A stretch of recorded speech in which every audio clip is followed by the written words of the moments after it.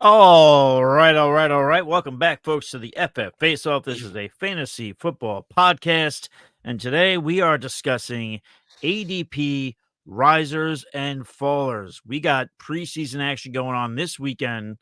We are past the Hall of Fame game. Bullets are going to start flying. People are going to start moving. People are going to start shaking. Unfortunately, injuries are going to happen, which we'll get into quickly. But yes, so we're going to do our ADP Riser Faller show today. If you have any questions, please feel free to fire them into the chat. I will tell you guys the best way to do that. If you're on YouTube, follow us there. You can just search FF Face Off. We pop right up. Make sure you hit the like button for all of our videos. Helps us out immensely. You can hit the subscribe button, hit the bell icon, be notified every single time we go live. Along with these live videos, we've got a ton of other content that's popping up too. So there is a lot there for you to marinate on. So go to FF Face Off and just enjoy the massive information. Of course, along with that, go to fffaceoff.com for all of your fantasy football, NFL, and sports betting needs.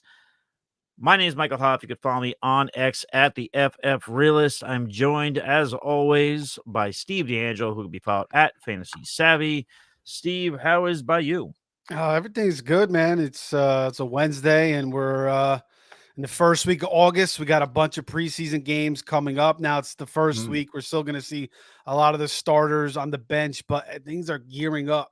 And you think you have plenty of time to get ready for this fantasy football season. You don't have much time. This freaking season is going to start soon, so you got to start grinding now, and that starts by listening to this show tonight. So let's get into it. Amen. Absolutely. Well said. And then, of course, along with that, joining me is now, as of today, my FF Expo partner in crime. His name is Pete Nova, and he can be followed at Supernova38. Of course, that's with 2 R's. Pete, how you doing? And how sick are you going to be of me after this weekend? It's too early to tell. For those watching, I've never met Hoff in person just yet. I know Anthony and Hoff have met. I don't know, Steve. Have you met? Have you guys met?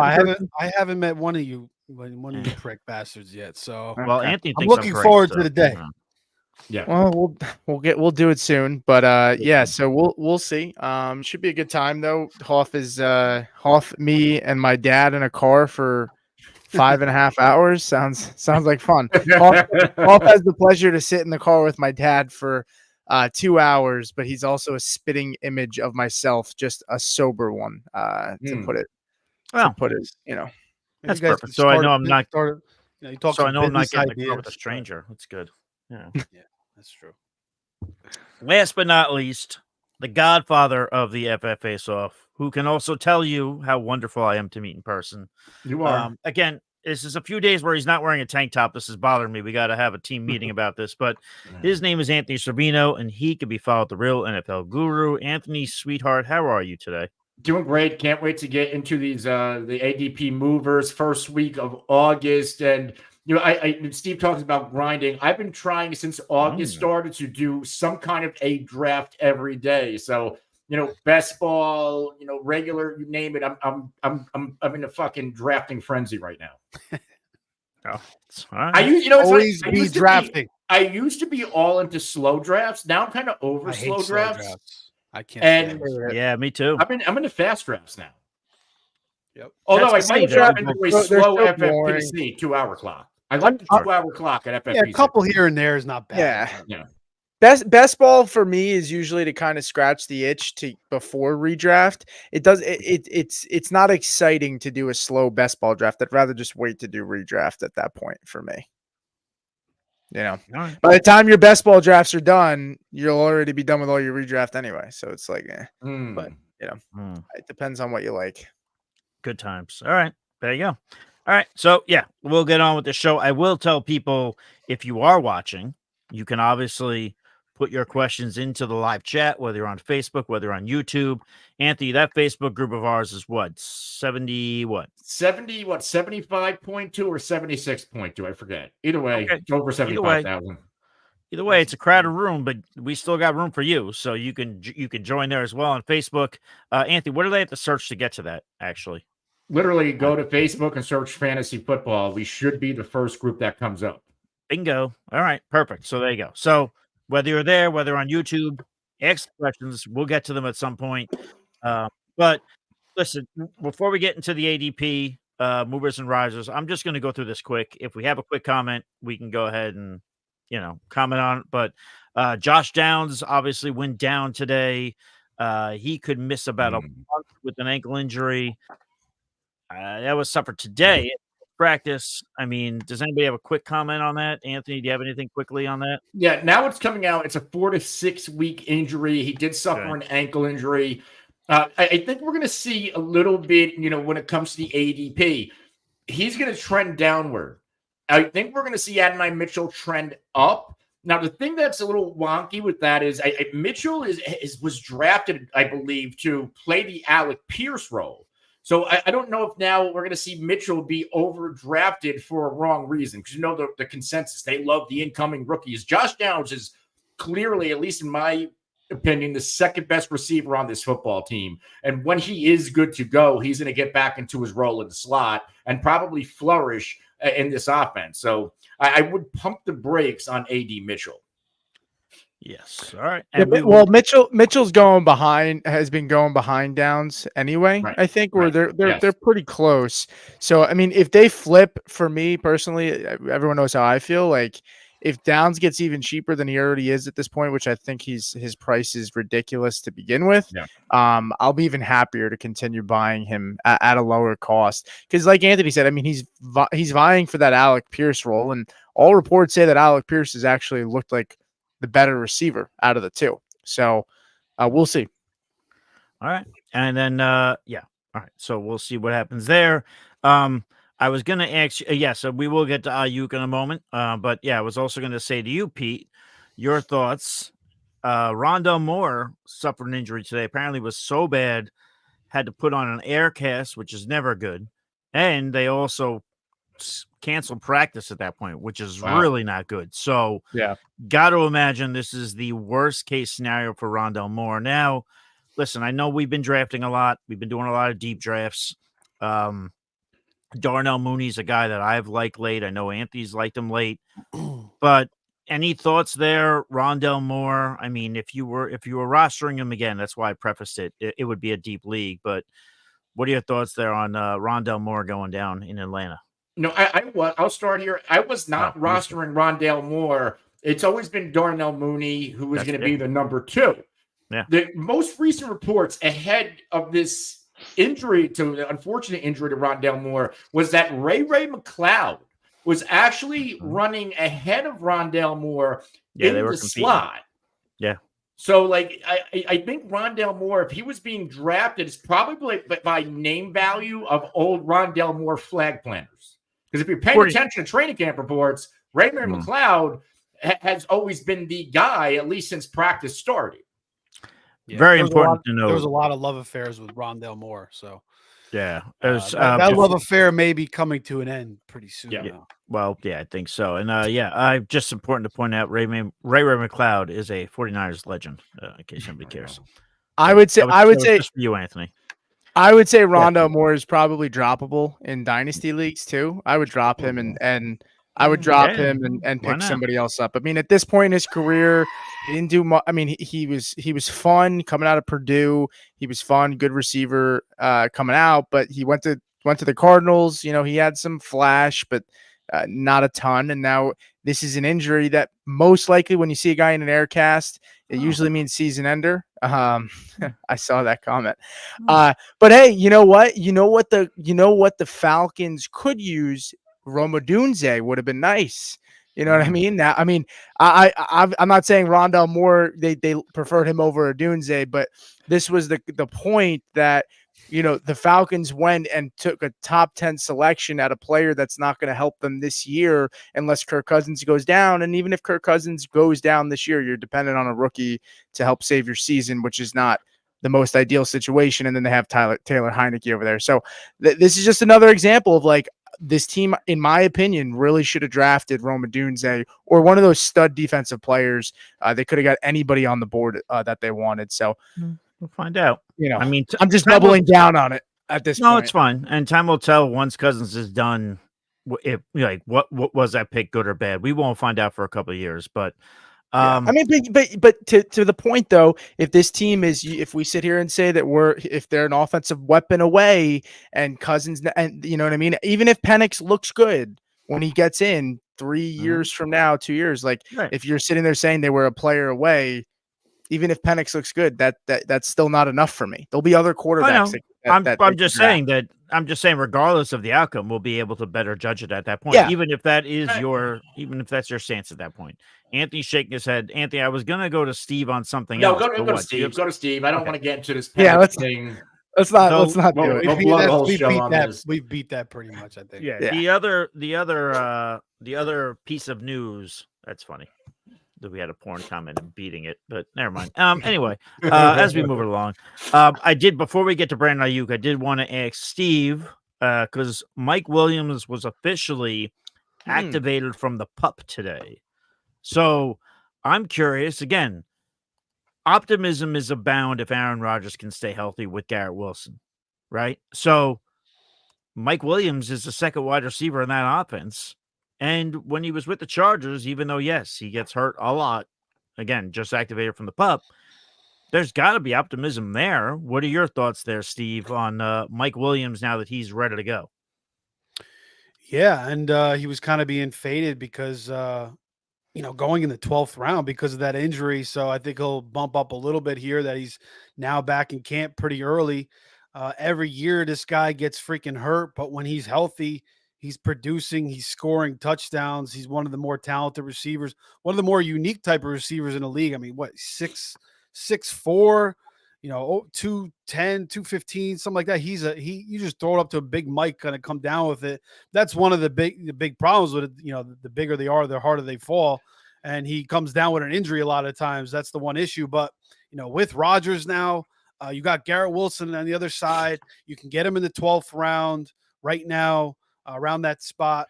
So I've been taking Mike Williams a lot in best ball. I'll continue to take him because he's a nice value. I have some shares of him as well. So yeah, good times. All right. So we will now officially get into, Anthony, feel free to throw up the graphic, the Aiyuk watch. The Brandon Aiyuk watch is on in Santa Clara during his hold-in. There we go. If you're asking what the dog is on the screen, if you know, you know. If you don't know, you better find out because he's one of the better NFL insiders. We'll go from there. But yeah, so as of right now, it seems to me, being a Niner fan, and now listen, I know I doubled down 1,000 times, and I said the Niners were going to work this out.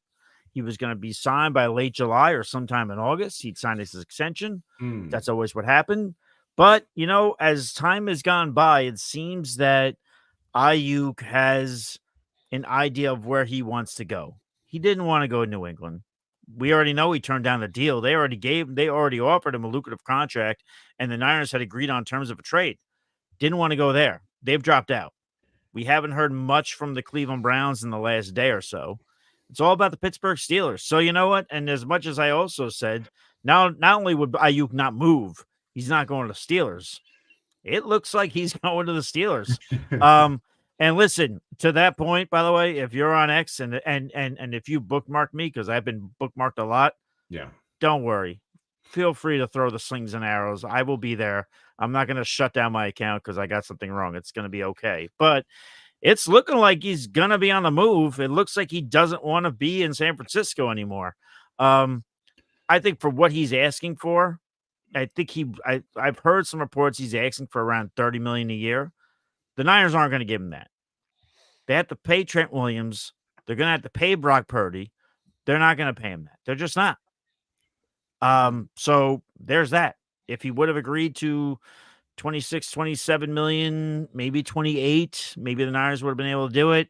I've also heard some rumblings about guaranteed money and Jed York being a little apprehensive about guaranteed money, which I'll say right now, Jed York, if you screw this up like you screw up Jim Harbaugh, I will fly out to Santa Clara and I will just do mean things out there.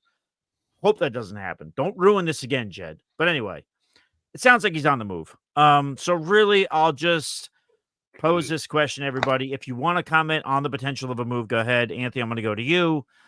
really what I'm curious to know, and what other people are probably curious to know, at least in this fantasy football conversation, if he goes to the Pittsburgh Steelers, because that's what it looks like. Right. What do you do with him in your rankings? What are your thoughts of him? Some people think it's reasonable that he'll get 150 targets from an offensive coordinator and head coach that's never targeted his lead wide receiver 150 times, but whatever. What says you, Anthony? Let's start here. If Brandon Aiyuk goes to Pittsburgh, this is a disaster. This is a disaster for Brandon Aiyuk fantasy managers, for George Pickens fantasy managers. Yeah. This is going to be a better NFL move for Pittsburgh as they want to compete, try to get back to a Super Bowl and relevancy.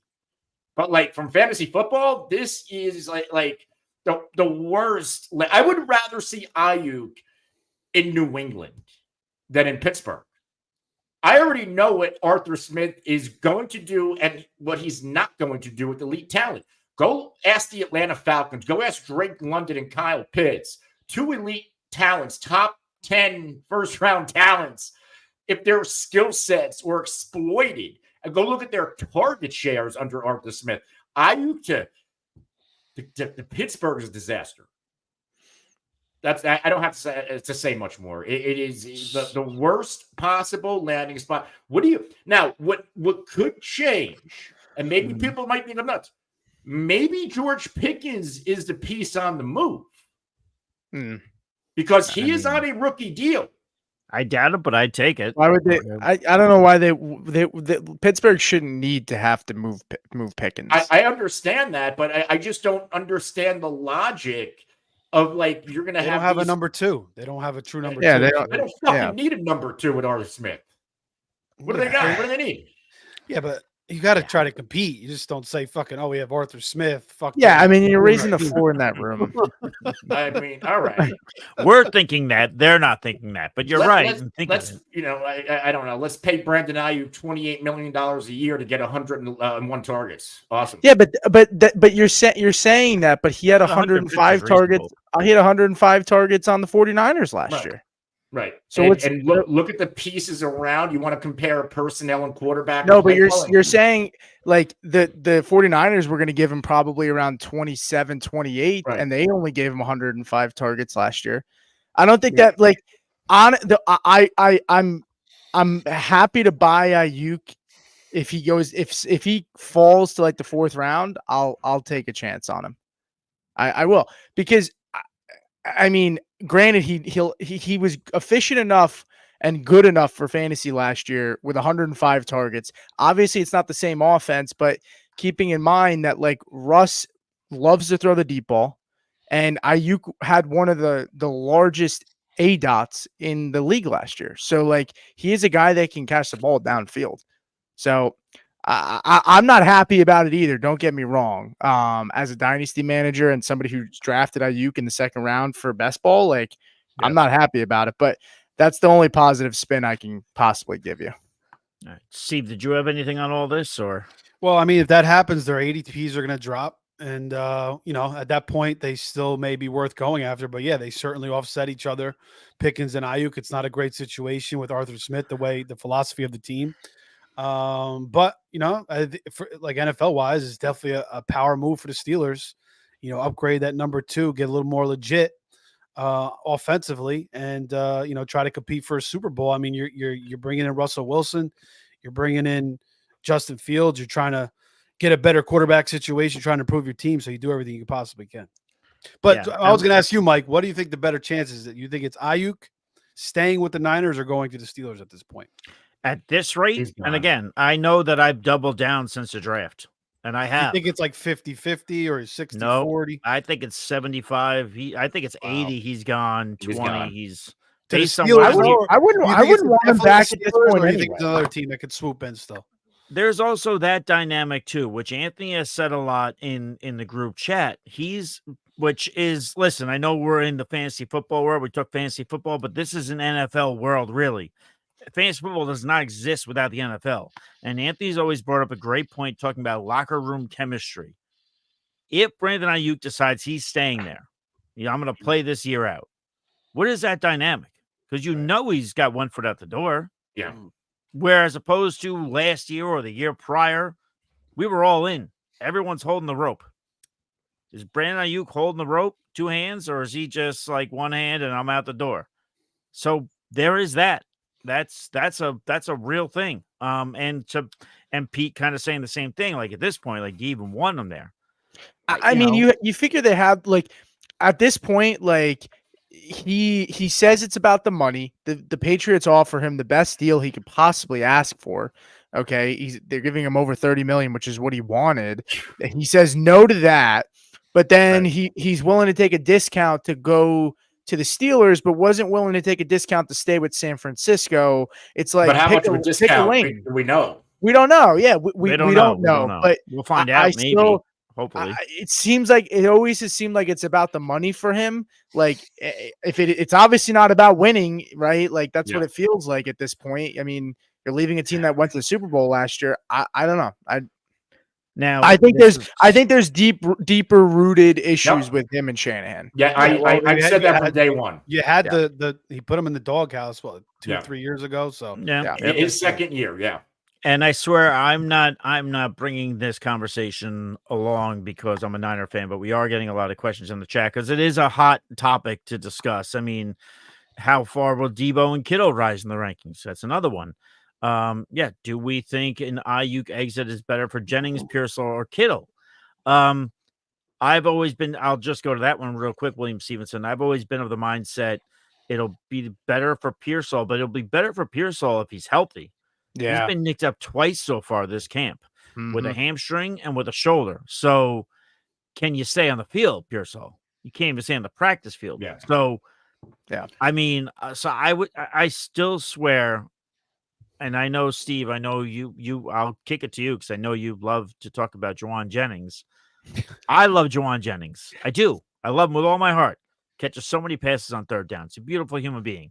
But to me, his stock doesn't go a ton up. Maybe he gets a few more targets, but he's got a role in that offense. That's the beauty of this offense. Everybody had a role. Aiyuk is now going to jumble that up. He's going to make things interesting. So I think it would probably benefit at this point Kittle the most because I just don't know if Pearsall can stay healthy right now. If Pearsall can stay healthy, then Kittle will be right where he's at, and Pearsall is just going to fill a void. But I mean, think about the 49ers offense. Every time, if Aiyuk got hurt, if CMC got hurt, if Debo got hurt, everybody else has stepped up and played well. Like Kittle only doesn't produce as much on a consistent basis because the team wants to use him as a blocker usually. Yeah. Right. But if they need him to now be a weapon because they're lacking an elite player that they had in Aiyuk, who I think was elite or borderline elite. Now that word, you use it loosely, but he's about to get paid top 5 wide receiver money. This isn't the quarterback position where guys that aren't the best get paid like the best. So in my opinion, a team was willing to give him $30 million in the Patriots. Obviously that feels like an overpay, but I mean, they don't just throw that money around to guys that they don't think are true wide receiver, can be true wide receiver ones in the NFL. I think Kittle benefits the most because of his cost. Kittle is being drafted as like the 7th or 8th tight end in fantasy. Like don't be surprised if Debo gets close to that first round ADP. Yeah, that's what I was going to say. Let's keep in mind, once this Aiyuk move is official, these guys are going to move. But Steve, I did want to go to you really quick because there are some people in the chat, some people on Facebook, which we appreciate your comments. They're saying that it's Jennings time as the number 2 wide receiver. So you want to go ahead and talk about Juwan Jennings a little bit? Yeah, I mean, Jennings has been waiting in the wings there and, been very, very patient. He's 27 years old now. We saw him produce nicely down the stretch last year. He also was a nice contributor in the playoffs, 6 for 61 against Green Bay, 5 for 42 and a touchdown against Kansas City in the Super Bowl as well. He also threw a touchdown. Against the Packers. Yeah, so, I mean, he would kind of be the next in line. I mean, you get Pearsall, you mentioned, I like his talent, but he keeps getting banged up. So initially you would think it would be Jennings getting more of a role. They still have Jacob Cowing, who I also like, but he's also hurt. So Jennings is just sitting there. He's healthy. He has the experience. He knows the offense the most. It just seems like the most logical conclusion. Maybe later on in the year, Cowing and Pearsall can kind of, take Okay. away from him a little bit. So you're Kittle, saying because of current situation, it's current best situation, but I suited. also think that Jennings has a chance to kind of hold down that role because I do think he's a talented player. Okay. But I do like Cowing. I do like taking Cowing later, a little bit of Pearsall. But again, these guys got to get healthy. Kittle, yeah, they still do want him to block. And then Debo obviously will be flying up. I'm just glad that I've been taking a lot of Debo, and so far not a lot of Aiyuk at all, and Same here. and a little bit of Kittle as well. I'm going to answer these last two questions really quick, and then we'll get into our ADP risers and fallers. It's just one question was from Jamie. He said, why wouldn't San Fran just pay Aiyuk to make another Super Bowl run since they have a QB on a rookie deal? The reason being is that San Francisco is accustomed to waiting late on signing players, and what bit them in the ass this time is that they didn't envision the wide receiver market blowing up the way that it did. So that hurt them. That hurt them. So maybe this is a lesson for them moving forward with these players that they want to sign later on. Like maybe they work this Purdy deal a lot faster. Do you think that the Niners kind of had it in the plans that they were never going to keep Aiyuk, and by drafting these two receivers, Ayuk's kind of getting the hint? So you think there's something like that going on? I was always of the mindset they were going to give Aiyuk an extension and they weren't going to give Debo another contract. That was always my logic. Right. But I mean, whatever. And then lastly, from Cody on Facebook, we appreciate you, Cody. He's saying, does the CMC injury scare you at all? Me personally, it does not. If you guys want to mention it, you can. I'll just simply say he was never going to see a down during the preseason anyway. He obviously knows the offense. So, I mean, we know Joe Burrow had issues with a calf strain. We saw where that went. But I'm not really worried about it. Is anybody here worried about it because he's a player you're drafting at the top? Have that same calf strain towards the end of last year too? Yes. Yep, against the Commanders. Yep. I don't know. I was weary on draft. I if he's healthy, he's the guy to own. He's the running back one. He might be the fantasy player number one. He's going 101, but like this is a guy who they've talked about tapering down his workload before this in the offseason a few weeks ago. We all just kind of chalked it, but like they just extended him. Like maybe they try to lean on Kittle, and which probably puts Kittle's stock up even more, which we didn't even talk about, and Debo, because they might try to lower the load for CMC. I mean, I don't know. I'm probably still taking him at the 101, but I'm not feeling the greatest about it, to be honest. I want to scale back here to that question about Brock Purdy. They cannot wait until Brock Purdy's contract is up to pay him. Brock Purdy was not a first-round pick. I don't believe he's entitled to – there's no fifth-year option on his rookie deal. It was a 4-year, $3.7 million deal. His current career earnings, $1.9 million. He has two title games and a Super Bowl on his resume. They cannot wait. He's going to be an unrestricted free agent in 2026. This offseason, they got to pay him. Yeah, they got to pay him well. And otherwise, they're going to. Why the fuck would he play in 2025? But they're going to. But also, Purdy's not going to be the guy who holds out. He's not going to. But I hear what you're saying. And he's going to get paid this offseason. You don't think he would hold out? Hey, I possibly have three. Okay, if he makes another Super Bowl, you don't think 2025 offseason? Hey, San Francisco, I've now made almost $3 million. I know that there's kickers and punters making more in a game than me, like Justin Tucker. But I understand. Can I get a little love here? I understand the point you're illustrating, and it's a great point. But they're not gonna. But he's not gonna hold out. I'm just telling you. And they're not going to give him the opportunity to. Is that like I just said earlier, and I swear to God, we're going to move on to ADP risers and fallers. The 49ers learned a very valuable lesson with Brandon Aiyuk here this past offseason, and they might have to trade him because of it. They are not going to wait with Brock Purdy. All this stuff I say, they wait till July, they wait till August. They will not wait on Brock Purdy. They will not. So that's it. Lesson learned for John Lynch and company. So, all right, let's moving on. If anybody has any other 90 questions, we'll get to them during the show. We do have to get on to our biggest movers in ADP The first player we're going to go to, though, we're going to stay in the NFC West. We're talking NFC West. We'll stay in the NFC West. We'll talk about Kyler Murray, up 8.2 spots right now, 84.6 as far as ADP. He played in 8 games last year, averaged 18.3 points. That was the 10th highest mark among quarterbacks last year. He was a top 12 quarterback in 60.6% of his games over the last 3 years. They've said he's not playing in the preseason, which is something that we all expect. Pete, I'm going to go to you on this one. What says you on Mr. Kyler Murray? And, for people who are getting ready to draft, we always say quarterback's a deep position. You don't have to draft Kyler right away. So what are your thoughts on Mr. Kyler Murray, who now also has Marvin Harrison Jr.? Yeah, I think this could be the best weapons that he's ever had in his career as a collection. Trey McBride and Marvin Harrison Jr. are probably, there's a good chance that they're better than DeAndre Hopkins when he came over, and I think it was Christian Kirk. Kirk really wasn't the player that we see today when Hopkins first came over there. So I like Kyler Murray. It's unfortunate because his ADP really has risen. A month or two ago, I remember I had posted a thread about Kyler and on Reddit about why his cost. I think he was being priced at like the quarterback 10. He's shot up to, he's around that quarterback 6 or 7 range now. And honestly, like, it's not the boldest thing to say. I've seen people say it on Twitter, but it wouldn't surprise me. Like, I'm more comfortable probably drafting Kyler over Anthony Richardson. The weapons are better.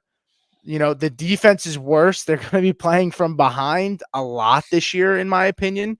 And this is a team that was 18th lowest in the NFL for pass rate last year, and then they were, I think, 23rd or 24th in total passing attempts as a team. The offensive line should take a step forward. They brought in some okay pieces in free agency. I think Jonah Williams they brought in, and they brought in some guys in the draft. They also had some high draft capital last year that should take a step forward. And look, they also brought in Zay Jones, who I'm not saying he's a world beater, but he is a nice player from an NFL standpoint. And I think Greg Dortch, this coaching staff really likes him. So this is a guy who finished in the top 5 in points per game twice in 5 seasons in the NFL. So we know he has top 5 potential. And he has legs. He runs the football. So I like Kyler Murray a lot. He's one of my favorite quarterbacks to get if I miss out on those top 4 guys in Mahomes, Jalen, Lamar, and Josh Allen. There you go. Steve, you want to go with this one? Yeah, no, I like going after Kyler this year for sure. In the past, I really haven't been on Kyler. He started out his career very, very well. He finished as a QB1, in 2020 or right around there, top 2, top 3. And then he had the ACL tear, was out, 7, 8 games last year, came back. So, again, Marvin Harrison, Trey McBride, we all know Zay Jones, Michael Wilson, we all like it. It's a value. 7th round to get Kyler Murray is pretty damn solid. I would take him just like right after Dak. And Jordan Love and Kyler, I don't kind of mind mixing them up, but as far as Pete said, yeah, I mean, he could be a better pick than Anthony Richardson, who's going around before. So yeah, I like the prospects of Kyler Murray this year. The weapons are very, very nice, and it should be a very, very solid season for him. And we all expect him to run even more this year, coming back healthy from an ACL tear. 2 quick comments here I want to get to, and then Anthony, if you have a point on Kyler, you can make it. If not, we'll get into the next player, and you can kick it off with that. Greg did say, "Damn, miss a start as I didn't get notification." Hi, fellas. I'm curious. Did you hit the bell icon? Should you be notified every time I go live? If not, let us know so we can figure that part out, because we want to make sure when we go live. Lastly, he said, "Hope you have given Hoff shit as he didn't think Aiyuk could be traded." I'm just going to speak for all 3 of these guys. They're probably going to wait until it's official, and then they'll give me shit.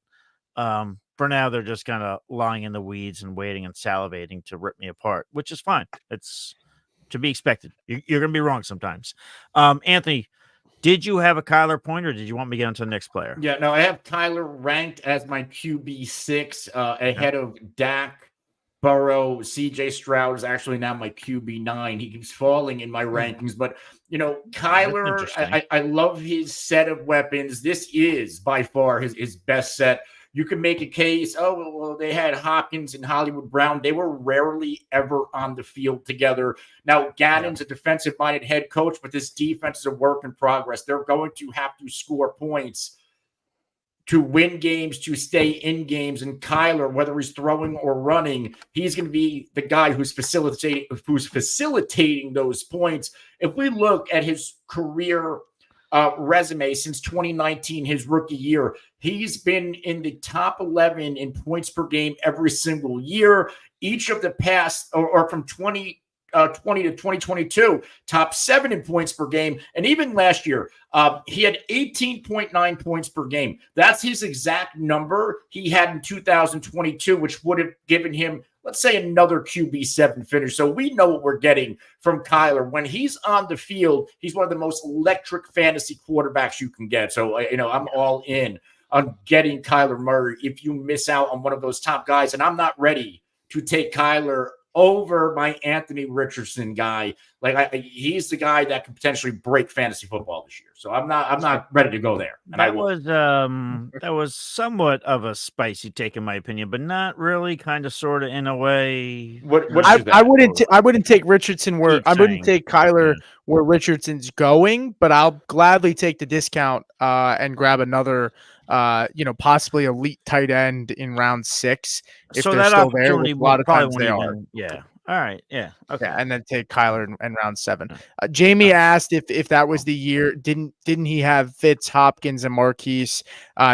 Fitz wasn't on the team when Marquise was there. And to Anthony's point, these guys were never healthy together ever. Hopkins, Fitz, and Kirk. He said. No, above that, he said Fitz, Hopkins, Marquise. It was Christian Kirk, AJ Brown, AJ Green. It was Kirk, Hopkins, AJ Green, and RonDale Moore. At one point, they had them all. AJ Green was like a skeleton at that point, and so was Fitzgerald. Yeah. Greg is saying thought it was official, the trade. It's not official yet, Greg, but it probably will be before the weekend's over. I'll probably be at the expo having a beer, and someone's going to bump into me and, call me whatever. Anyway, let's get into this. Anthony, I said you would kick this one off, so I'm going to have you kick this one off. I'm going to stick to it. Our second player on our ADP risers and fallers is Hollywood Brown, who was employed by the Cardinals for the previous 2 seasons. He is now down 8.7 spots. ADP right now at 71.9. He now calls the Kansas City Chiefs home. To me, we always kind of had this thing where we always want Pat Mahomes to get a quarterback, get a wide receiver, get a high-profile wide receiver that we're all excited about. This feels like a soft version of that to me, but there is some potential there. Last year, 574 receiving yards, the fewest of his career. Anthony, talk to me, because you're someone who I think last time I checked, you're looking forward to Hollywood Brown. But he's down some spots. So walk me through this. What are you thinking? So number one, I think the reason why we are seeing Marquise Brown down is because if we're looking at current ADP, for the first time in a long time, Rashee Rice is now once again the number 1 receiver being drafted from the Kansas City Chiefs. It took a long time to get back here. Now that I think people are not so much worried about the suspension anymore. So prices are starting to adjust. They are going back-to-back using FFPC FantasyPros ADP. Hollywood is going right behind Rice. Worthy is another guy dropping.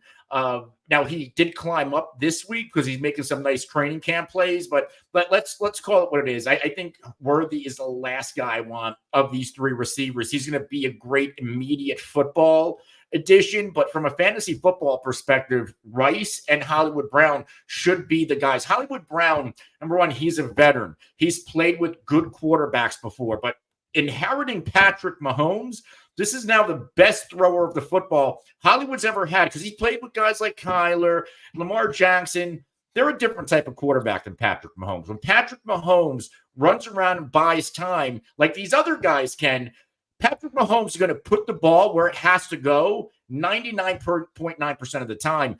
And when he is scrambling to make plays, Hollywood Brown is going to be the guy who benefits. Now, Hollywood Brown, if we look at his career, I think he's only had north of 1,000 yards receiving once.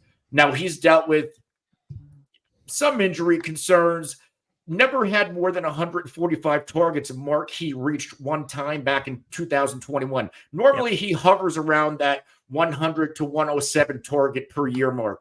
In Kansas City, I think we're going to see this offense. They're going to throw.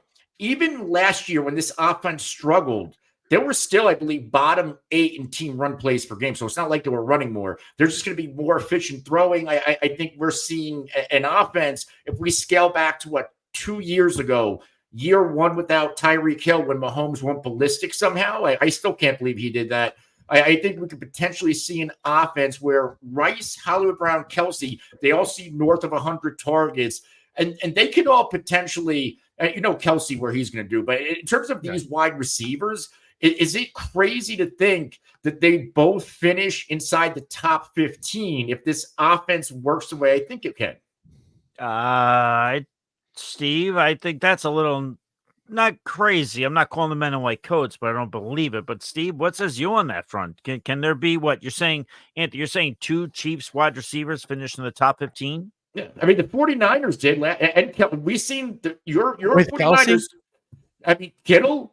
Where did Kittle, Debo, and Aiyuk finish last year? I think they were all fairly close at the top. Well, I'm gonna throw this up to Steve. I mean, if you want to fact check that, I mean, obviously we know that they were high up. They were one of the best offenses in football. But Steve, what says you on all this front? Yeah, I mean, when you're playing with Patrick Mahomes and Andy Reid, to get 3 players in the top 15 or 2 receivers in the top 15 and then, get Kelsey's relevant as well. I mean, of course that's possible. I think, that's very realistic because of how good those 2 are together. So the Chiefs supposedly are going to be throwing downfield a little bit more. There's been reports of that. Supposedly Hollywood Brown has looked very, very good in camp so far. He's had 2 good situations, with Kyler and Lamar. But obviously this is his best situation now playing with Mahomes and Reed. I never really have a good feel for Hollywood Brown. I've kind of always avoided him and it really hasn't burned me. I mean, he's struggled to kind of stay healthy. He's had like a foot injury, last 2 years, 12 games, last year, 14 games. So he's, obviously that's kind of hurt him. He had that 1,000-yard season the year prior with Baltimore. So I still think there's a world where Hollywood Brown could have a career season playing with the Chiefs. So I kind of like going after him, but I just don't have a good read for him. I still think I still prefer Rashee Rice. Now he's getting a little bit more expensive now that the suspension doesn't seem as likely, and it could hold off to next year. Yep. But yeah, I mean, when you want to get Hollywood Brown playing in this offense, I just don't know what to expect. First year, I don't really have a good feel for him, but I could certainly see a world where he has a career season here. Before you go, Pete, I did want to bring, so last year in PPR, the 2 49ers receivers finished back-to-back 14-15. Kittle was the tight end 5. Oh, God. And obviously CMC was the number 1 overall running back. So and this was this was a 49ers offense that were dead last in team pass attempts. Chiefs are probably going to be top 5 again. So is my take that crazy? The only thing that I don't think happens is Pacheco. I don't think Pacheco is going to sniff the top 5. But I think in terms of Kelsey and these 2 receivers, I don't think that's a hot take at all. Kelsey tight end 1, and then the 2 receivers top 15. I don't think that's fucking crazy. I don't know. You just read off those stats, and I went to a hot and bothered place about my 49ers offense. But anyway, Pete, go ahead, buddy. Take it. While I think Mahomes and them are going to be improved, and this could be the best fantasy season Mahomes has had in the last few years, I don't think they're going to be top 5 in passing attempts. I really don't. I think they like Pacheco, and this defense is good enough that they're not going to be in shootouts. I'm just being honest. Like I don't like. Granted, they upgraded their weapons, but this defense is good enough that they don't need to be in shootouts. But they were number 2 last year, and they sucked at passing the football. Yeah, but that's because they weren't efficient. So they had to keep throwing. How many? I mean, if guys didn't drop the ball and they could sustain, actual plays, like the players didn't come up with plays. If Xavier Worthy and a lot of these players have chunk plays, that's going to mean less passing attempts because they're moving down the field more. And I think this team likes Isaiah Pacheco a lot. I really do. 2022, when Mahomes finished over 5,000 yards passing, they were number 3 in pass attempts. Yeah, I don't know if Mahomes is going to have 5,000 yards passing. Okay, so you're just telling me that they're just. I mean, why are they just going to go off of what they do? I don't think that they need to rely on him throwing 30, 40 times a game. I mean, I think they will if they have to. But again, you have to keep in mind that they were 2 last year, but like how many times did players drop the football and they weren't completing passes? And Mahomes' ADOT last year was like one of the lowest. His attempts were at the lowest in the league. He was like 20 in between 20 and 25. So he's throwing shorter passes. If this team's going to actually, spread the field and throw downfield more, you got to assume there's going to be less passing attempts because they're going to have more chunk plays. In my opinion, and 2021, when they had Tyreek Hill, number 2 in pass plays. You want me to keep going? Hey, Steve. Who was their running back? Who was their running back? Yes. What do you mean? Who gives a fuck? If they don't have, they didn't have a running back as good as Pacheco that year. Clyde Edwards-Helaire? Are we serious? My fucking head. Come on. This is not about the running back. This is about Patrick Mahomes.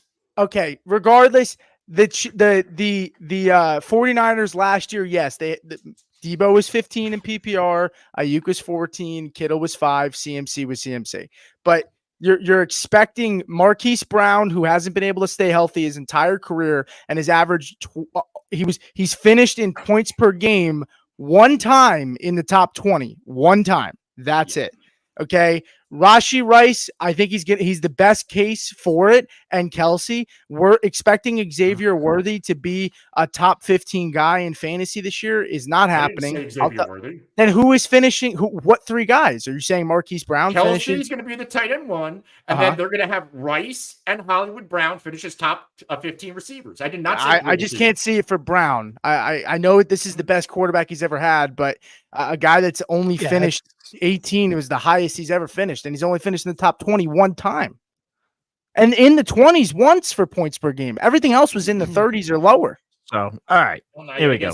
Patrick Mahomes is not a game changer for career. It has nothing to do with Mahomes. It hasn't, but how often is that ball around? No, hold on, Pete. And I'm supporting you here, man. Anthony, you talk about being like a game changer, all this, all that, which he is. How often has that happened in his career? Where he has had, and okay, this goes into that. Here we go. It goes fucking shows of 48 minutes. We're only going to discuss fucking 2 fucking players, but this goes into the whole thing. Like I got into an argument on Twitter, like, oh, it's reasonable for Brandon Aiyuk to get 150 targets on an offense that has never targeted a wide receiver anywhere near 150 targets. And we're not talking about that. I'm just using it as an example. How often has Pat Mahomes been on an offense where the tight end and the two wide receivers finished in the top 15, and they got Kelsey there? Like, how often does that happen? I can't even tell you the number 2 receivers that Mahomes had. It was Tyreek Hill, who was there too. Okay, so but are these guys that far and away better than any other 2? That's going to happen since Tyreek Hill, yes. All right. Since this is the best I think this is the best tandem that Mahomes has ever had outside of when they had Tyreek. And I agree. I can't even tell you. Well, Tyreek's like having 2 receivers, but I mean, I don't even know. The best group of receivers. I just don't. I don't know how we're expecting Marquise Brown being a top 15 receiver in fantasy. Like I just can't get behind it. I'll take a pizza bet that he doesn't finish in the top 20. I'll even give you 5 extra spots. I don't even think he gets in the top 20. Have some balls. Go ahead. Up, down. No, you better be logging these fucking bets. I am. Anyway, all right. So there you go. I will just say Domino's, Pizza Hut. I want one from everywhere. All right, just take 5 for a second. Crust. Okay, all right. Take 5. How much caffeine do you have today? Just give us a moment. William Stevenson did say the tension I could feel it in my plums, which I'll thank you, Yeah, Steven, because in you my just gave me an plums. idea for a sound drop because that's going to happen. Let the boy watch.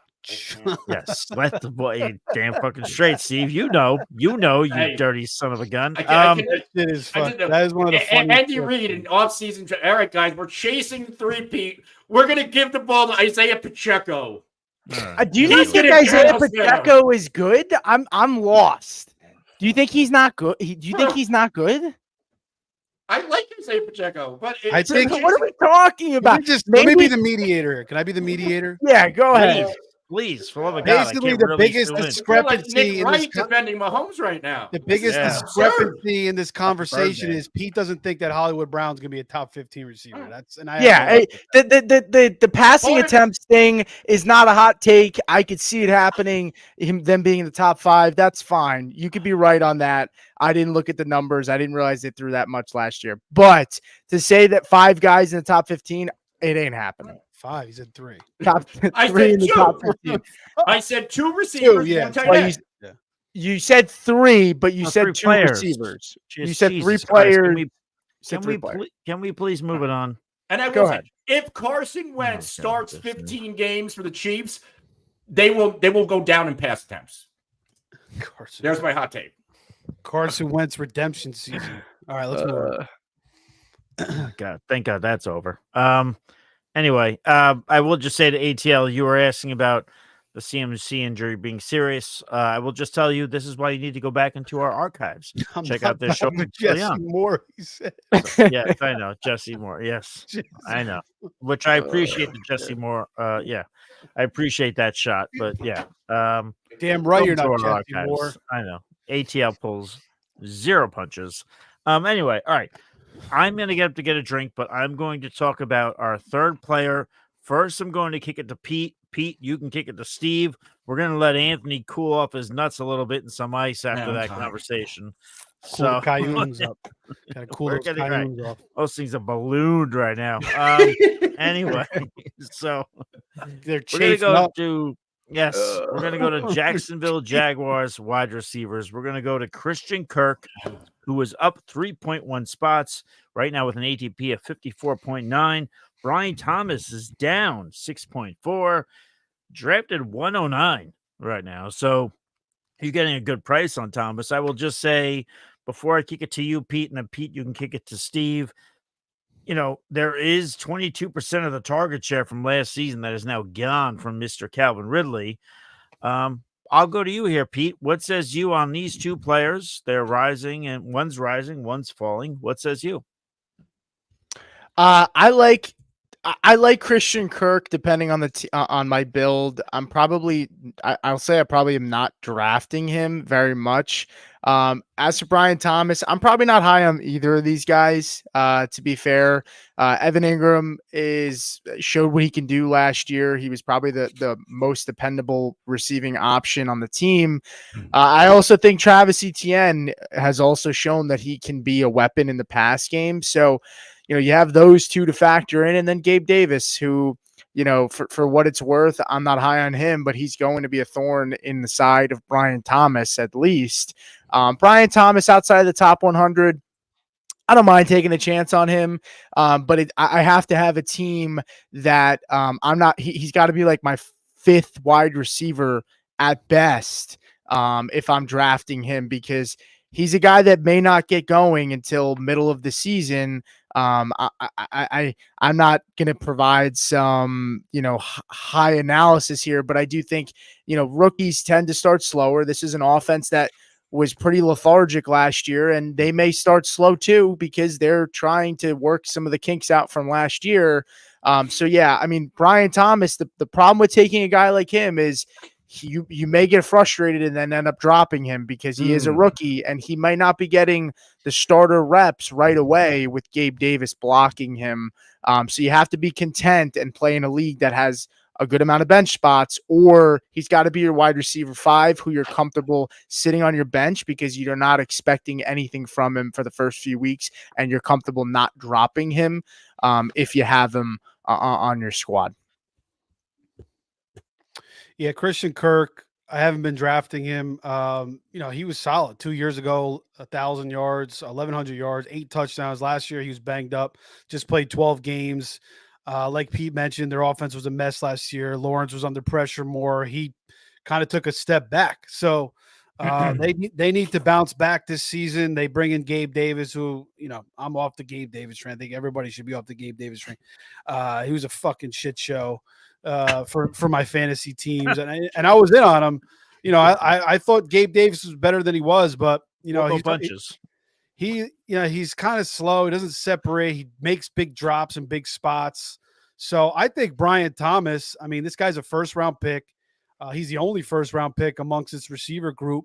And you get him in the 10th round. Yeah, I can understand maybe him having a slow start. The camp reports haven't been good so far.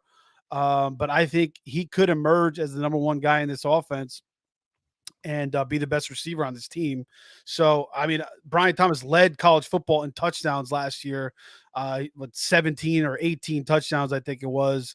I think he was also clocked as like one of the fastest receivers, next gen stats. So, yeah, I love Brian Thomas fucking a lot. I've been targeting him a lot. I agree with Pete, though. It could take a little bit while to get, into a rhythm in the NFL. But if somebody does drop him week 2, week 3 because of impatience, I would definitely go scoop his ass up. Yeah, absolutely. It's one of the rare times that Pete and I agree on a show. Christian Kirk 2 years ago, healthy 17 games, first year with the Jaguars, wide receiver 18 in points per game in PPR leagues. That's about this. I don't see much ceiling with Christian Kirk. And, Pete brings up the build. He's extremely build dependent to where if you need a high floor receiver, a stability block receiver, because you took some chances early, Christian Kirk's your guy. Evan Ingram balled out at the expense of Christian Kirk target-wise last year. Kirk, he saw 133 targets. He is the possession receiver and the chain mover on this offense. I don't mind Christian Kirk at cost. I like everything you said about Brian Thomas, how he could be frustrating. And what could, like in 2 wide receiver sets, Gabe Davis is probably going to be the starter. The reason why, he's an excellent run blocker. So that is another factor that could keep the rookie off the field. I'm not sure how he is as a run blocker, but we know Gabriel Davis is one of the best in the NFL at wide receiver. Yeah, that's a good point. Good times. All right. There you go. Anthony, I will just say to you, one thing I'm very excited about with this FF Expo, 2 people that are going to be there that I get to meet finally, John Lobb and Jody Smith. Oh, yeah. God damn. That's I love those guys. Me too. I will send them your love, as I'm sure you mean. I couldn't imagine me and Lobb getting in a passionate debate on a fucking show. Yeah, that would be something. That'd be some fireworks. We love Lobb and his passion. All right, let's get into we're at 58 minutes. We've done a great job. We've discussed 3 of our topics so far. We're just you wanted to turn this to a 49er show, so for 30 minutes, almost 20.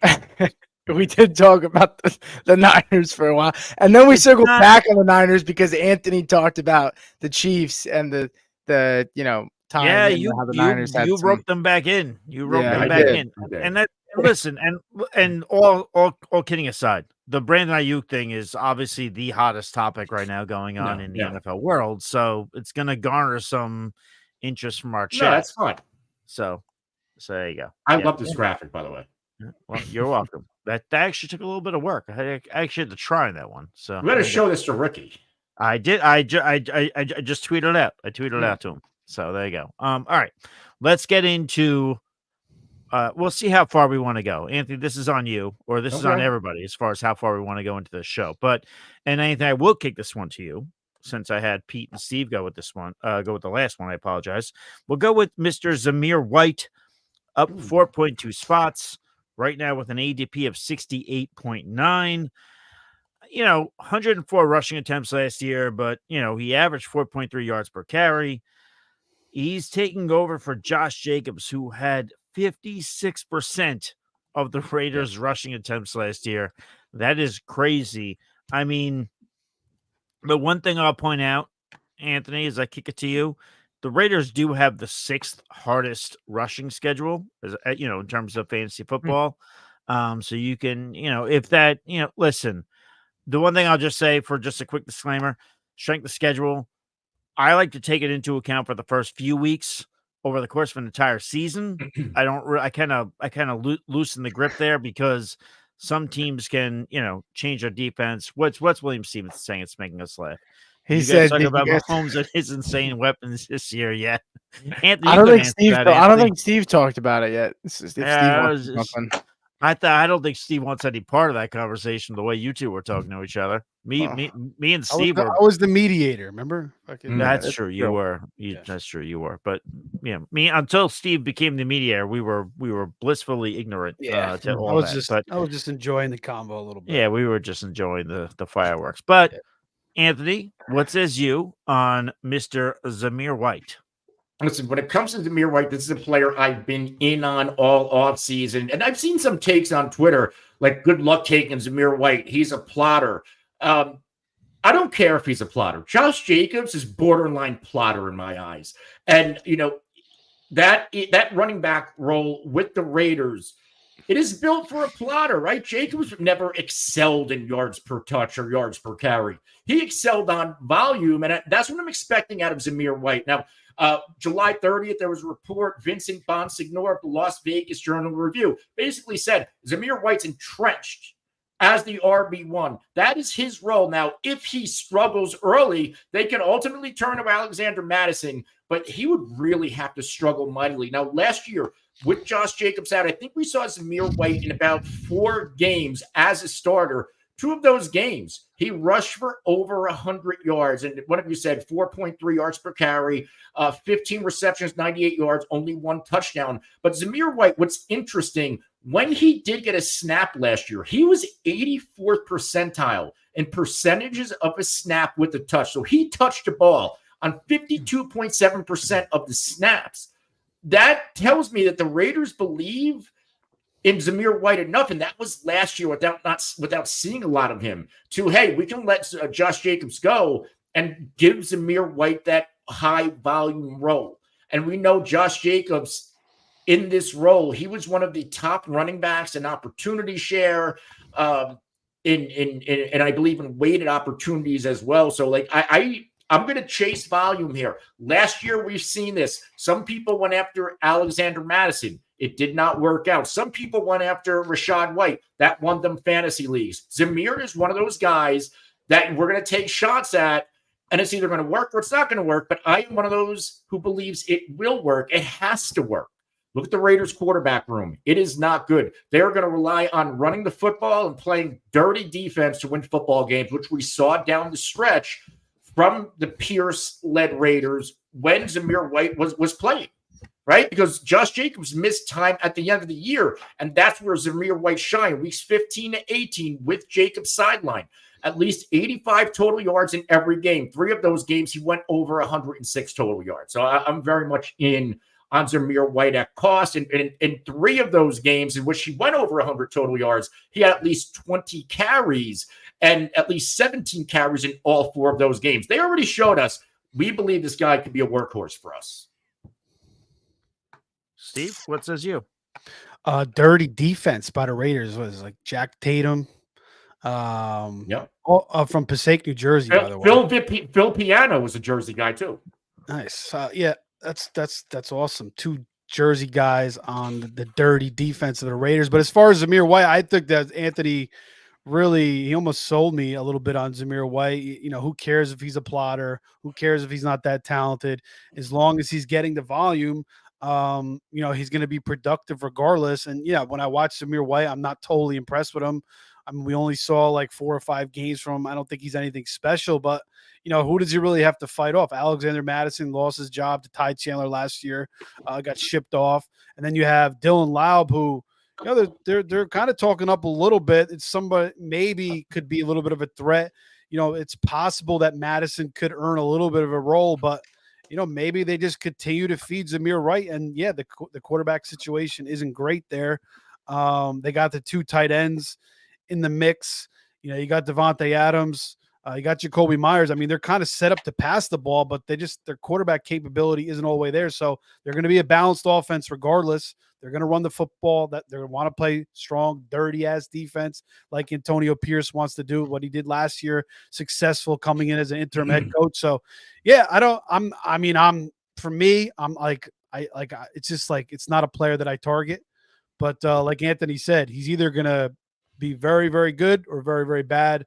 And he could be like that Rashad White pick of last year.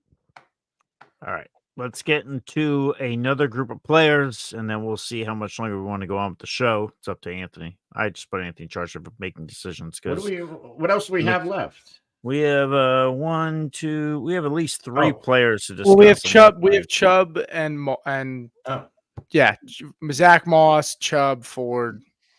Well, you tell me, Pete, which one of those you want to go to? We've been going like you an hour and a half of late, so why don't we just go 25? You want to go to Bengals running back, Browns running back, or you want to go with Jameson? You tell me. I'll go Bengals. Right, I feel like we haven't done too much talk on that. So Chase Brown, he's up 6.9 spots right now, being drafted 92 overall. Mr. Zach Moss, the newcomer in Cincinnati, he's down 13.1 spots. 97.7. We've had this discussion on the show, which I'll take that opportunity to say. If you subscribe to the show or if you look at our content, you'll see that we've had discussions before in the past. But Pete, again, we're getting down to the nitty-gritty here. It's almost time to pick your lineups if you haven't already. What says you on this Bengals backfield and these fluctuating ADPs?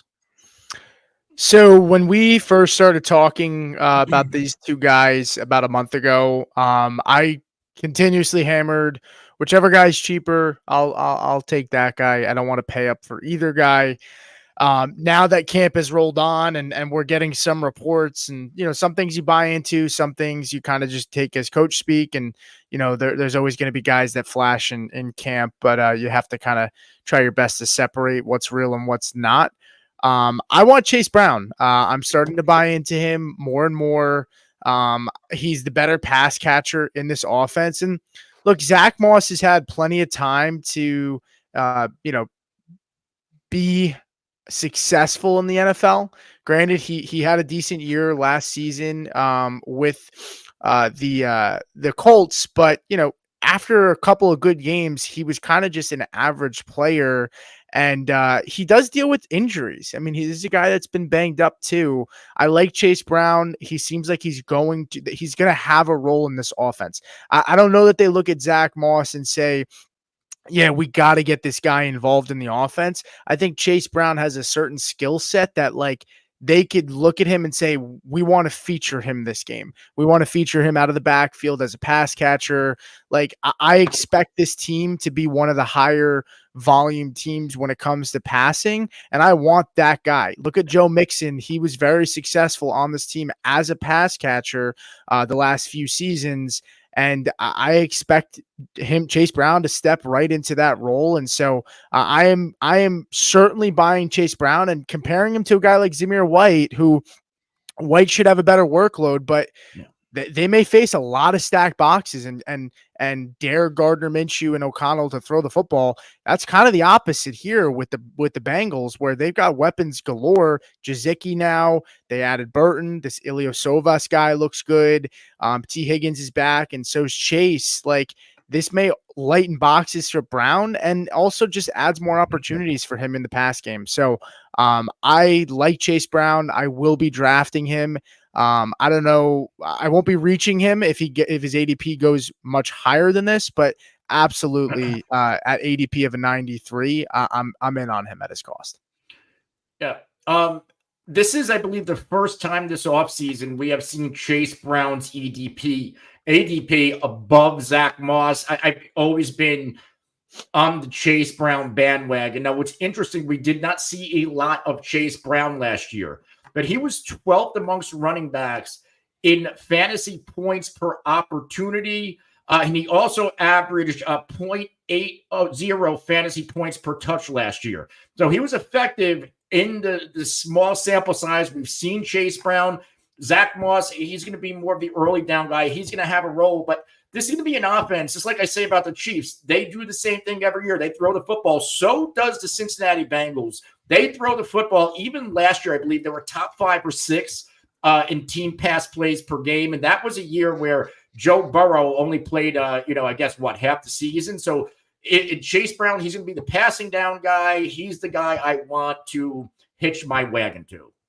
There's not a lot to go into. Like I bashed Zach Moss plenty of times on this show this offseason and why I think this is a big time downgrade for him coming from the Colts to the Cincinnati Bengals, especially when it comes to run blocking offensive line. Yes, and the thing, Brown has the advantage. I mean, Mixon caught a lot of passes. Some AJ Ryan. Burrow likes to check down to his running backs. So, yeah, Chase Brown fits that role nice. And he's a guy that also, can take on a bigger role. He did that in college at Illinois. So I like Chase Brown over Zach Moss as well. All right, Steve, I'm going to let you pick one of 2 players, and then we will discuss it. Either the Lions with Mr. Jameson Williams or Nick Chubb and Jerome Ford. It's up to you. What do you want to go with, Steve? I'll go with Nick Chubb. We talked about Jameson on Monday and, potentially earning a bigger role, whatnot. But go ahead. Yes, so I was going to say Nick Chubb is down right now, 6.3 spots. Right now being drafted at 109.1. Then there's Mr. Jerome Ford, who shares that backfield. He's up 11.2 spots to 107.3. So I will just say the Browns had the 4th most rushing attempts last year. They're also running behind. Anthony talked about offensive lines. They're running behind the 4th best offensive line as per Pro Football Focus. So, Steve, I'll go to you. How are you addressing this Browns backfield? Yeah, I've been drafting, a lot of underdogs, a lot of best balls, some redrafts, and now is the time. If you want Nick Chubb, now's the time to take Nick Chubb. Because you get him at a value. Now it could get worse. He's dropping down now because he hasn't showed up to camp yet. But if there's news that he's going to be ready by week 2 or possibly week 1, he's going to fly up even higher. And I mean, this is a guy that's, I don't know, he's kind of being dismissed by the fantasy community. I mean, he was one of the best pure running backs in the league. I understand the injury. It was a very, very serious injury to multiple ligaments, but he was going end of the 1st round, early 2nd round. Now he's dropping all the way to freaking round 9. And even if he's out the first 4 weeks, even if it's like a managed situation where they are using Jerome Ford and Dante Foreman earlier in the year, I mean, this is a situation where Nick Chubb can really start paying dividends, when you want him to start paying dividends as we get to the fantasy playoffs. We've already seen him squatting 1 million pounds. There was another video of him cutting, running fast. So all the signs, all the reports are very, very positive. I wouldn't bet against Nick Chubb. I think Nick Chubb is an elite athlete. So I think he's a great value round. I don't understand why he's dropping. It's probably just because he hasn't showed up in camp yet and people are getting a little bit concerned. And a lot of people do like Jerome Ford. But I think early on the Browns are going to be passing more for sure. So yeah, I mean, it's a good value for Chubb. I'm going after him. I'll continue to go after him unless we hear he's going to start the season on the pup and maybe he's, possibly not back to like week 8 or some shit like that. Pete, you want to go with this one? The Browns backfield? Yeah. I think it's the ADP is falling because there hasn't been any news. I mean, that's really what it is, guys. People are drafting starting, the beginning of this month. A lot of guys, a lot of people, gals included, are drafting and they haven't heard anything about Nick Chubb. So they're probably just going with the safer route and taking Jerome Ford and are hesitant to take him. I mean, not that it matters much, but I mean, there was a video that came out of him almost a full month ago of him squatting 540 pounds after 8 months after. Now, that does not mean that he's ready to go because, he still has to cut and it's about the twitch and, it's really about the strong. cutting. Just means he's very strong. And he also, the other parts in his legs might be so strong that it's just helping him get that kind of weight up and it's supporting. But I want Nick Chubb at his cost. Again, these are guys, when you get to that 100 rate, like once you get past, 100, if you've drafted your team well enough, Like you want to take shots on guys like Nick Chubb. Like you want to take. I'm okay taking Jerome Ford too. Like I like him. Even if Nick Chubb comes back, I think Jerome Ford will have a role in this offense. I was worried about Donta Foreman when we talked about it a month or two ago because Donta Foreman plays the Nick Chubb role. Jerome Ford can have his own specific role outside of what Nick Chubb does because they have different skill sets. So I'm cool with drafting both of them and taking a shot on either. I'll probably just have exposure and variance on both guys. Yeah, Jamie in the chat is pointing out that Watson isn't known for targeting RBs, so that'll devalue Ford's fantasy points. So there's potential for that. That's why I don't love David Njoku, because Watson's never been a big tight end guy. So we will watch. So who is he going to throw to? Just the wide receivers? Because if he doesn't throw to the running backs and he doesn't throw to the tight ends, what he's predominantly done in his career. That's what I'm saying. Then it sounds like he's running a lot. He's never had a good tight end. He's always trash tight ends at Houston. I don't remember any good tight ends there, right? I thought he had one. I forget. I can't think. I don't think so. If anybody remembers, let me know. I'll get back. Jamie, I'll get back to Jamie. Could probably pull that one out. Jamie will pull it up. But Anthony, we'll go to you with the last player. We'll squeeze him on in there, Mr. Jameson Williams. I don't have a graphic for this one, so sorry, Jameson. I disrespected you. But Jameson Williams, the Lions wide receiver, he is up 7.2 spots right now. 98.8 degrees. Boy band reference. Anyway, what are your thoughts here? Again, he played in 12 games last year. Only targeted 42 times. It's only an average of 3.5 targets per game. We heard Dan Campbell say some nice things about Jameson Williams headed into this year. But, I know he was drafted with a lot of optimism. He had a suspension. He's had some injuries. What do we think about Jameson Williams? Is this finally the year that he goes ahead and grabs some sort of reins there in Detroit? I mean, this is the first year. There's no gambling suspension. There's no injury yet. Right. He's healthy. Reports are saying he's been an early standout at camp, getting praised by Amon-Ra, David Montgomery, two veterans there. Josh Reynolds, who was the number 2 receiver, he's now gone. If you look at this wide receiver depth chart, Khalif Raymond, Donovan Peoples-Jones, who they traded for right around the dead, like the Traquan Smith, there's not a lot there. So I think Jameson's going to get every opportunity. Now, does it worry me? He hasn't seen a lot of action. A little bit, but you have to see what you have in him at some point. This is his 3rd year in the league, former first-round pick. Eventually, you're going to have to make a decision. Do we give him that 5th-year option? And this is a Lions team that I do think they need an added dynamic, right? Like, look at what stalled them in the title game against San Francisco. They couldn't score any more points in the second half. And a lot of that is probably because they don't have that big downfield dynamic. I know Amon-Ra St. Brown, terrific in the red zone. He is not a deep ball receiver. Jameson Williams has the speed where they can go use him to score those quick points. I think they actually, from a football standpoint, because it does wrinkle into fantasy, you need that dynamic, and not only gives, but Jameson is going to add that. If we go into even the playoffs against San Francisco, Jameson was busy. Only 3 targets, once in the red zone, had 2 receptions and a touchdown. Down the stretch, he was used a little bit more, so I'm willing to roll the dice a little bit. The ADP isn't bad. He's hovering around that late 90s ADP right now. And this, in theory, should be another big-time offense, right? 2nd year in a row, one of the more productive offenses in the league. So, to take a shot on the number 2 receiver on the Lions, I don't hate it. Okay. If it doesn't happen this year, then I don't know if it happens for Jameson Williams. It's probably going to take a change of scenery to see it. That's a great point. I do agree with that sentiment. Steve, what says you, man? John Jameson Williams. And I haven't been going after JMO, but 8th round this year, I don't mind it, especially in best ball.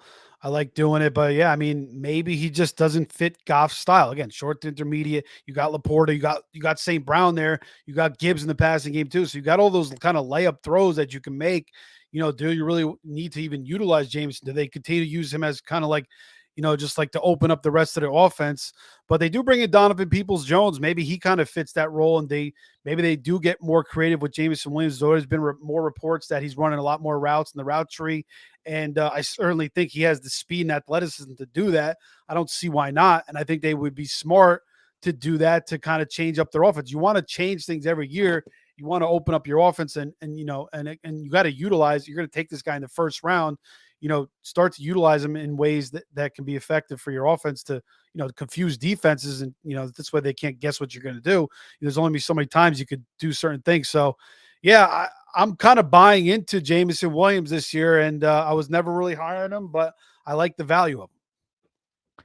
Yeah, the value definitely plays a part. The value, as always, when you're talking about a player that you don't like, you got your reasons. Once the value goes down, it does sort of turn you around and say, well, maybe I will. Javonte Williams is another one that I've never been on, but I like the value this year as well. Sure.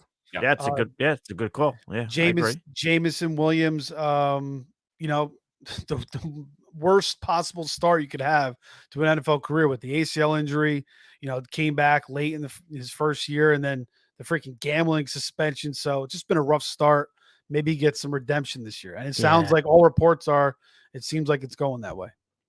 Yeah. Well, we'll find out. That's for sure. But at the cost, I don't mind doing it. So, we have done the players that we were going to talk about. So we've filled them all in. So there you go. Anthony, I always like to ask you anything to say. Actually, I have something to say before we wrap up sunset. We do have, Anthony, right? We have our what is that? Our FFWC listener league is open. Yes. Right, yes. If you want to get in, DM the FF Face-Off account or one of us, and we will give you the steps to get in. But $50 buy-in, 12-team PPR league with waivers and all that fun stuff. Right. Yeah, exactly. So the first one filled. We already did the draft. That was a best ball tournament. Right. That was a best ball. This one is you're in it. You're riding through the whole time. That's it. So, yeah. So definitely hit us up if you're interested. Any of our handles, too. If you can't, whatever, for whatever reason, if you hit one of us up, we'll direct you to where to go. We'll get you signed up. We'll get you in, and we'll have a good time with the draft. I'm going to join, so hopefully you join us, too. So, Jordan Akins was Watson tight end. Also, Darren Fells. Former Giant. Terrible. Jamie's just bringing out the heat tonight. Thank you, Uncle Jamie. God bless you. And Jamie, I'll see you in Canton. So we'll have a good time. So, Pete's not back yet, but he's a wonderful person. I think he's gone. He has left us. God bless him. Until next time, stay thirsty. Be kind to one another. We'll catch you on the flip side. Cheers.